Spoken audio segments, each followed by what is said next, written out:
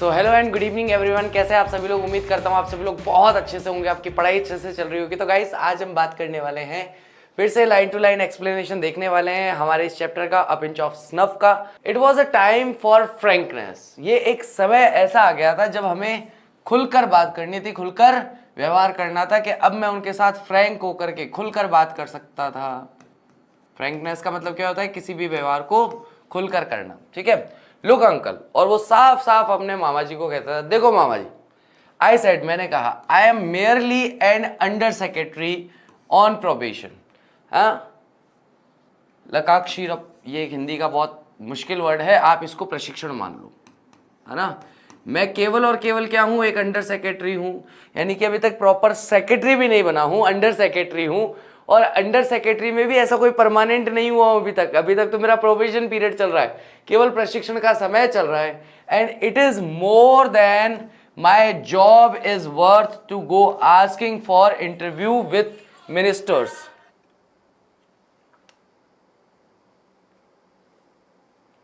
और मेरी जगह से आकर आप देखेंगे तो आपको पता चलेगा कि भाई एक अंडर सेक्रेटरी होने के नाते ये मेरी खुद की कीमत से, यानी मेरी जॉब दाव पे लग जाएगी अगर मैं जाकर के एक मिनिस्टर से इंटरव्यू के लिए पूछता हूं। अगर मैं एक मिनिस्टर से जाके पूछता हूं कि भाई मेरे मामा जी आए हैं, आप उनसे मिल लीजिए, अगर मैं ऐसा किसी मिनिस्टर से पूछता हूं तो ये मेरी जॉब की जो वर्थ है उससे भी ज्यादा होगा, यानी कि इसमें मेरी जॉब भी जा सकती है, मेरी जॉब का नुकसान भी हो सकता है। ओ नानू काका सेड, अच्छा, नानू काका ने कहा, I had rather hoped, O I see, well never mind, he pinch of snuff. तो यहां पर क्या है, नानू काका कहता है ओ अच्छा, जबकि Nanu Kaka said, I had rather hoped, O I see, well never mind, जबकि मैंने उम्मीद की थी कि अच्छा ऐसा क्या, चलो कोई बात नहीं, फिर रहने दो, मतलब तुम जाकर के मिनिस्टर से मत पूछो। तो मैंने तो उम्मीद की थी कि मैं इस मुसीबत से अब छूट जाऊंगा कि अच्छा ठीक है, अच्छा तुम केवल एक अंडर सेक्रेटरी हो, प्रोविजन पे हो, अच्छा अच्छा चलो कोई बात नहीं, रहने दो, फिर तुम, मैं अपने हिसाब से देख लूंगा। तो मैंने तो ये उम्मीद की थी कि नानू काका ऐसा कहेंगे, लेकिन उन्होंने केवल यही कहा और कुछ भी नहीं कहा। और उन्होंने एक पिंच निकाली अपने स्नफ की सूंघनी की, ठीक है, brushed his fingers delicately on his angochha and set back closing his eyes. और कार में जब ये बैठे हुए हैं तो उन्होंने कहा कि भाई, छोटे गांव में देखते होंगे आप लोग, जो वृद्ध लोग होते हैं, बूढ़े लोग होते हैं, वो तंबाकू सूंघते हैं, नाक से सूंघते हैं ना। तो ब्लैक कलर का एक पाउडर होता है तंबाकू जिसको बोलते हैं, ठीक है, उसको थोड़ा सा उन्होंने उंगली पे लिया, अपनी दोनों नाक में सूंघा, अपने अंगोछे पर अपने हाथ को साफ किया और मस्त सीट पर, पीछे वाली सीट पर ऐसे पसर के बैठ गए और आंखें बंद कर ली रेस्ट करने के लिए, ठीक है। Set back closing his eyes, packing his eyebrows, और अपनी आईब्रोज को, अपनी भौहों को सिकोड़ना शुरू कर दिया। As though in deep thought, बिल्कुल ऐसा लग रहा था, ऐसा प्रतीत हो रहा था जैसे वो गहरी सोच में डूबे हुए हो। डीप थॉट का मतलब क्या होता है, गहरे विचारों में वो खोए हुए हो। ही ऑल्सो क्लच्ड हिज टंग, और उन्होंने क्लच करना मतलब अपनी जीभ को भी दबा लिया, यानी बोलना बंद कर दिया। और कई बार वो अपनी जीभ को ऐसे दबाते रहे, सेवरल टाइम्स, कई बार, इन अ टिपिकली डेक्नी वे, बिल्कुल एक दक्षिणी तरीके से, जैसे कोई दक्षिणी व्यक्ति करता है। रेजिस्टरिंग पिटी, रेजिस्टरिंग का मतलब है विचार करना या दिखाना, दया दिखाने वाले भाव से, ठीक है। रजिस्टर का मतलब होता है किसी भाव को महसूस करना, किसी भाव को दर्शाना या दर्ज कराने के अर्थ में ये आता है। Mother was waiting on the door stop, और जब हम वापस लौट रहे थे तो दरवाजे के रास्ते में ही, अब देखो डोर स्टेप जो है ये दोबारा आया है। एक बार डोर स्टेप कब आया था, जब नानू काका जो है ट्रेन से उतर रहे थे, तब वो कहाँ खड़े थे, वो डोर स्टेप पे ही खड़े थे। और यहाँ पर अब वो कह रहे कि जब हम घर आए तो मेरी माँ जो है वो दरवाजे पे ही उनका इंतजार कर रही थी। हर फेस wreathed इन स्माइल, और उनका चेहरा जो है वो मुस्कान से भर गया था, यानी बड़ी सी मुस्कुराहट उनके चेहरे पे थी क्योंकि उनका भाई आया था। She went into sequels of delight, यानी स्क्विल्स ऑफ डिलाइट, और तुरंत ही उनके मुंह से प्रसन्नता रूपी चीखें जो है निकलने लग गई। प्रसन्नता रूपी चीखें मतलब अपने होता है ना कि आपकी मॉम के भाई, अरे आ गए क्या, अरे बहुत अच्छा लग रहा है, अरे बहुत दिनों बाद आए, आओ चलो चलो जल्दी अंदर चलो। तो मतलब ऐसी आवाज निकल रही थी, ऐसा स्वर निकल रहा था जो उनकी प्रसन्नता को साफ दिखा रहा था। किस चीज को देखकर, over the kitten, and made a lot of फस, ओवर नानू काका। ओवर द किचन मतलब वो छोटी सी बिल्ली आई थी उस बिल्ली के ऊपर, और साथ ही साथ बेटा फर्स्ट ओवर नानू काका के किस तरीके से वो नानू काका की बात का बतंगड़ बना रही थी।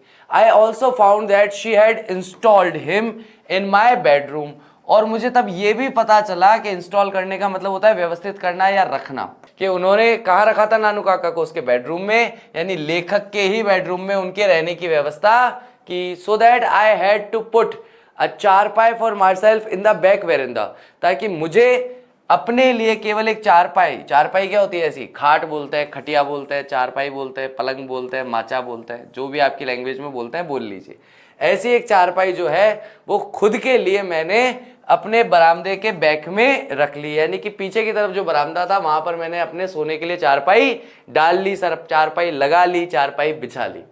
एट मदर्स इंसिस्टेंस, माँ के जोर देने पर, इंसिस्टेंट का मतलब होता है जोर देना, माँ के जोर देने पर, जब मेरी माँ ने बहुत ज्यादा जोर दिया, I had taken 2 days leave from the office, मैंने 2 दिन की लीव ले ली। 2 दिन की क्या ले ली मैंने, छुट्टी ले ली। कहां से छुट्टी ले ली, अपने ऑफिस से छुट्टी ले ली। एंड इन द आफ्टरनून, और दोपहर के समय में, आई ड्रोव नानू काका टू द नॉर्थ ब्लॉक, मैं गाड़ी चलाकर, कार चलाकर नानू काका को कहां लेके गया, नॉर्थ ब्लॉक की ओर लेकर गया। नॉर्थ ब्लॉक मतलब सचिवालय जो होता है सामान्यतः बहुत बड़ा होता है ना, जहां पर सारे मंत्री बैठते हैं, जो कि विशेषकर कौन से कैबिनेट से बिलोंग करते हैं, आपके नेशनल लेवल का जो कैबिनेट होता है, एक तो स्टेट कैबिनेट होता है, एक नेशनल कैबिनेट होता है, तो नेशनल कैबिनेट से वो बिलोंग करने वाले सारे मंत्री संतरी, सारे ब्यूरोक्रेट्स वगैरह सब वहीं बैठते हैं। तो नॉर्थ ब्लॉक यानी कि अलग अलग ब्लॉक्स होते हैं सचिवालय के अंदर, उसमें से नॉर्थ ब्लॉक की तरफ वे कार चलाकर नानू काका को लेकर गए। He went in to see the minister, और उसके बाद वे अंदर गए। ही मतलब अंदर कौन गया है मिनिस्टर को देखने के लिए, तो नानू काका खुद गए। And I waited in the car park, और मैंने कार पार्किंग में उनका इंतजार किया, उनकी प्रतीक्षा की। तो वे क्या करने गए, वे खुद ही मिलने गए वहां पर मिनिस्टर से, और मैंने यहाँ पर क्या किया, उनकी प्रतीक्षा की। मैंने कार पार्किंग में बैठ करके उनका इंतजार किया, उनकी प्रतीक्षा की। It was 2 hours before he return mumbling, और ये 2 घंटे पहले की बात है जब वो लौट कर आए, मतलब इससे हमें पता चलता है 2 घंटे तक वो वहीं रहे। 2 घंटे के बाद वो बड़बड़ाते हुए, बुदबुदाते हुए वापस आए। कलरफुल मराठी स्वेयर वर्ड्स, और बहुत ही रंगीले मराठी भाषा के गालियों वाले शब्द जो हैं वो गालियां देते हुए वो वहां से वापस लौट रहे थे।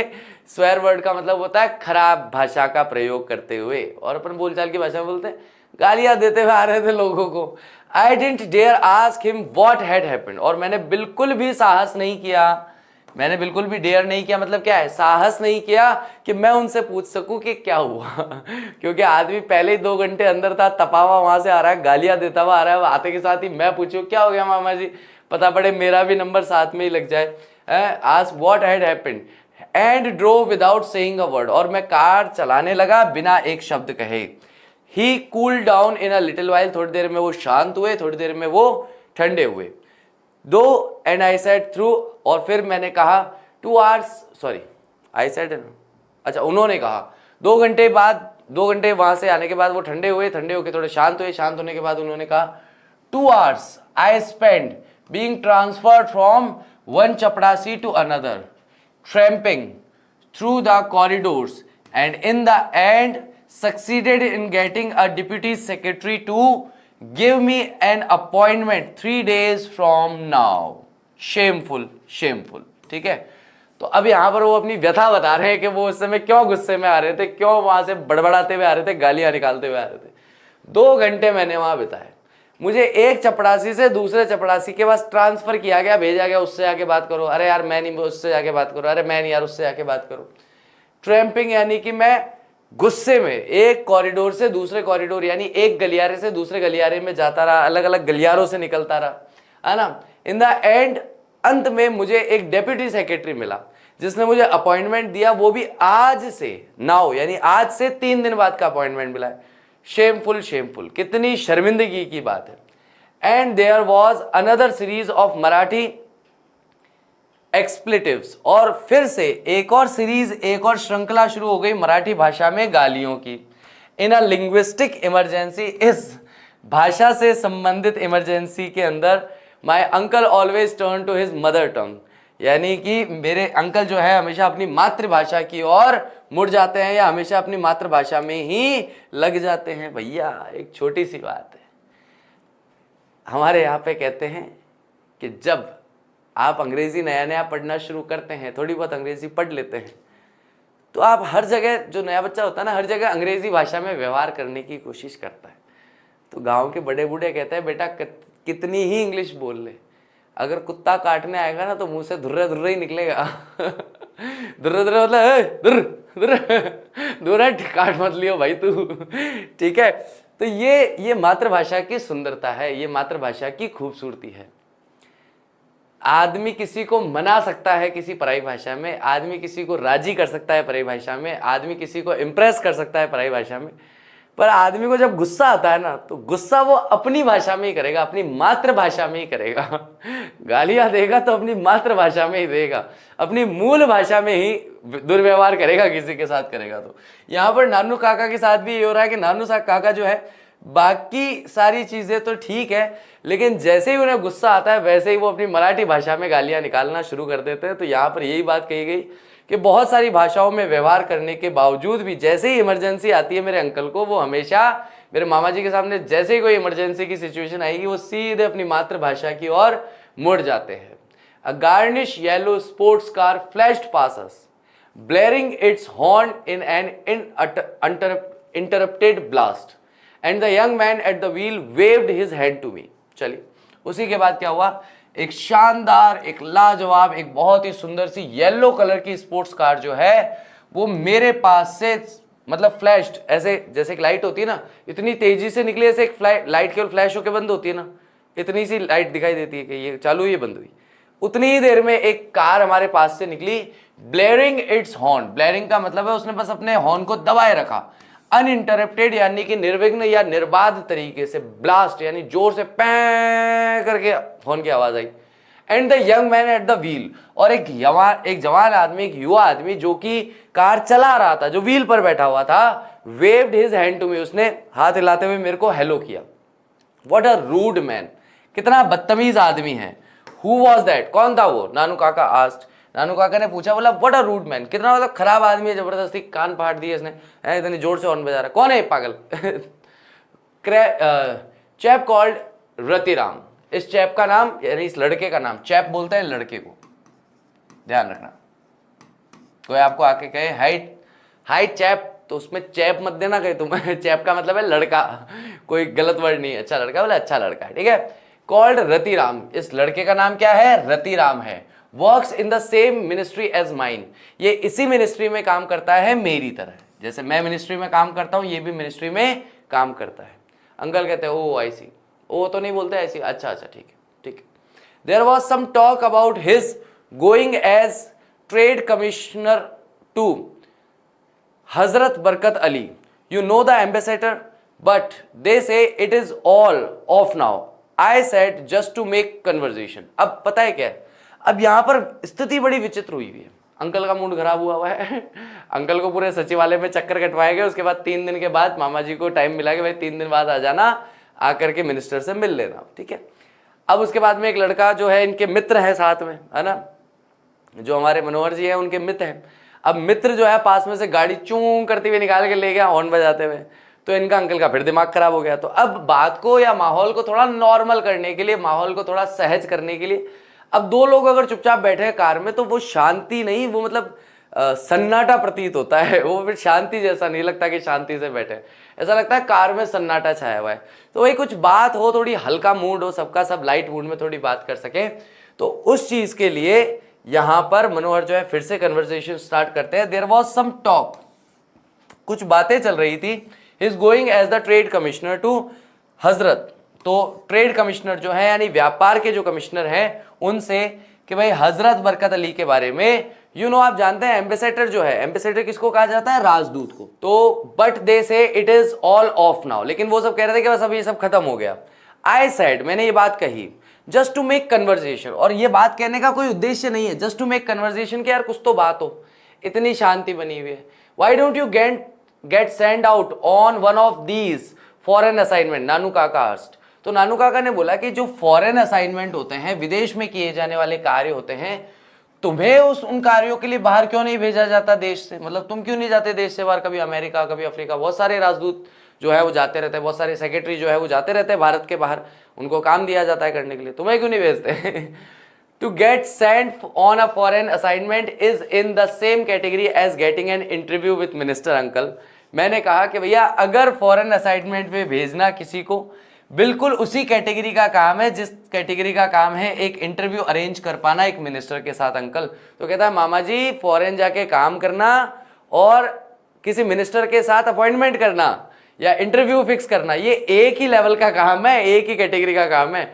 ना मैं आपकी मिनिस्टर के साथ मीटिंग करवा सकता हूँ, ना ही मैं अभी तक उतना बड़ा या उतना सीनियर ऑफिसर बना हूं कि भैया मेरे को कहीं फॉरेन भेजा जाए या विदेश में भेजा जाए काम करने के लिए। आई सेड, मैंने कहा समवॉट अनकाइंडली, थोड़ा सा मतलब निर्दय तरीके से, निर्दयी तरीके से, अनकाइंड होते हुए यानी कि दयाहीन होते हुए मैंने कहा, it takes pull, Ratiram is the son of Sohan Lal Ratiram, you know the party boss in Delhi. तो इसमें जोर लगता है, रतिराम जो है वो किसका बेटा है? वो सोहन लाल रतिराम का बेटा है। आपको पता है वो कौन है? वो पार्टी बॉस है दिल्ली के अंदर, यानी कि जो पार्टी है, पॉलिटिकल पार्टी है, उसके सबसे बड़े बॉस है। नानू काका set up with a joke, और ये सुनते ही, जैसे ही उन्होंने ये बात सुनी, क्या बात सुनी? कि भाई रतिराम के जो पिताजी हैं उनका नाम है सोहन लाल रतिराम, और सोहन लाल रतिराम जो है वो पार्टी के बॉस हैं दिल्ली के अंदर। जैसे ही ये बात उन्होंने सुनी, नानू काका एक झटके में बैठे हो गए। हैं कौन? What was that? अरे तुमने क्या कहा? What did you say? तुमने क्या बोला? सोहन लाल रतिराम सन। तो ये जो अभी निकला था, ये कौन था? ये सोहन लाल रतिराम का बेटा है। हाउ एक्स्ट्राऑर्डिनरी, क्या शानदार बात है, क्या लाजवाब बात है। वेल वेल ही लीन्ड बैक, और ये कहते हुए वह वापस पीछे की ओर झुक गए। इन हिज सीट, अपनी ही सीट में। Stared at me for a long time, लंबे समय तक मेरी तरफ क्या करते रहे? घूरते रहे। घूरना, ठीक है, बहुत लंबे समय तक क्या करते रहे? मेरी तरफ घूरते रहे। Now let me see, you have got a close collar Jodhpur coat, haven't you? Good. तो चलो अब मैं देखता हूं, तुम्हारे पास एक अच्छा सा वो क्लॉज, अब मुझे नहीं पता आपने कभी जोधपुरी सूट देखा है कि नहीं देखा है, कैसा होता है? खड़ी कॉलर का होता है, जिसको हम चाइनीज कॉलर बोलते हैं। यहां से पूरा पैक हो जाता है, ठीक है, और लंबा कोट होता है, पूरा शर्ट की तरह दिखाई देता है आगे से, और इधर से भी शर्ट की तरह दिखाई देता है। बस ये है कि यहाँ पर कफ्स नहीं होता है ना, वो पूरा लंबा कुर्ते जैसा ही होता है, ठीक है। तो ऐसा होता है जोधपुरी सूट, है ना, मैंने पहना है जोधपुरी कोट में, कैसा होता है। तो क्लोज कॉलर, बंद गले वाला जोधपुरी कोट है ना तुम्हारे पास? है ना तुम्हारे पास? चलो अच्छा ठीक है। And can you tie a turban, और क्या तुम्हें पगड़ी बांधनी आती है? क्या तुम टर्बन बांध सकते हो, पगड़ी बांध सकते हो? ये देखो ऐसी होती है पगड़ी, ठीक है। नो, नहीं। Well, will have to put it on you though I am no expert. खैर मुझे तुम्हें पगड़ी पहनानी पड़ेगी, मैं तुम्हें पगड़ी पहना दूंगा, तुम्हें पगड़ी बांध दूंगा, साफा बांध दूंगा तुम्हें, हालांकि मैं भी इस काम में कोई एक्सपर्ट नहीं हूं। This tie and collar business, इस टाई और कॉलर वाले बिजनेस में, यानी कि जिसको हम व्हाइट बिजनेस कहते हैं, जहां पर दिखावे का काम ज्यादा होता है, ठीक है, तो ये व्हाइट बिजनेस जो है is no good these days, ये कोई बहुत अच्छा नहीं है इन दिनों में। इन दिनों में ये बिजनेस बिल्कुल भी ठीक नहीं है। लेट्स गो होम, चलो घर चलते हैं। आफ्टर यू हैव चेंज्ड, और जब फिर तुम कपड़े बदल लोगे, we will go and see him. See whom, बेटा पूछता है किससे मिलने जाना है? Why? Lala Sohanlal, of course. क्यों? अभी तो तुमने बताया सोहनलाल से मिलने जाएंगे, उसी से तो मिलने जाएंगे निसंदेह। Do you know him at all, क्या आप उसे जानते भी हैं? ऑफ कोर्स नॉट, बिल्कुल नहीं जानता। नानू काका सेड, नानू काका ने कहा नहीं जानता। तो भैया यहां पर हम किसी से मिलने जा रहे हैं जिसको हम जानते नहीं है, जिससे किसी भी तरीके का हमारा परिचय नहीं है, ऐसे किसी व्यक्ति से हम मिलने जा रहे हैं। आई चेंज्ड, चेंज मतलब होता है कपड़े बदलना, है ना। यहाँ चेंज का मतलब क्या है? मैंने कपड़े बदले इनटू जोधपुरी कोट, मैंने जोधपुरी कोट पहना। एंड अंकल नानू काका Tide a huge orange turban round my head, और नानू काका ने मेरे सर पर ऑरेंज कलर की एक गोल सी क्या बना? टर्बन। टर्बन यही साफा या पगड़ी, राजस्थान में हम लोग साफा बोलते हैं। तो साफा या पगड़ी उन्होंने अपने सर के चारों ओर घुमा के बांधी, मतलब ह्यूज टर्बन बांधी अंकल ने। किसके? हमारे लेखक के सर पे। एक्ट एज दो you were my short of ADC, मतलब तुम ऐसे व्यवहार करो, ऐसे एक्ट करो, ऐसे नाटक करो जैसे कि तुम मेरे एक तरह के एडीसी हो। फटाफट से मुझे देख के बताओ what is the meaning ADC. ADC का मतलब क्या होता है? He questioned me as we started for Lala Sohan Lal's house, और उन्होंने मुझे क्या किया? उन्होंने मुझे एक तरह की चेतावनी दी। उन्होंने मुझे क्या किया? उन्होंने मुझे सचेत किया। क्या सचेत किया? कि तुम्हें ऐसे व्यवहार करना होगा जैसे तुम मेरे एडीसी हो। जैसे ही हम सोहनलाल के घर के लिए निकले, जैसे ही हम सोहनलाल के घर के लिए जाने लगे, एडिशनल डिप्टी कमिश्नर के हिसाब से कहा जाता है ना, एडिशनल डिप्टी कमिश्नर यानी कि एक तरह का सहयोगी, जिसको हम सेक्रेटरी टाइप में कहते हैं ना, उस तरह का एक सहयोगी के रूप में तुम्हें व्यवहार करना होगा कि भाई तुम जैसे मेरे एक तरह के चेले हो, सहयोगी हो। ठीक है, यहां तक हम देखते हैं कि कैसे वो सोहनलाल के घर के लिए रवाना होते हैं। इसके आगे का हम लोग कल देखेंगे।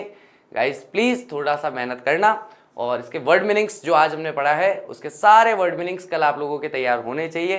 तो और कल हम लोग मिलेंगे और इस चैप्टर को आगे देखेंगे। तो उम्मीद करता हूँ आज का लेक्चर अच्छी तरीके से समझ में आया होगा, आपने अच्छे से एंजॉय किया होगा। Thank you very much. I will see you tomorrow. Till that take care of yourself. Bye bye. I will see you soon.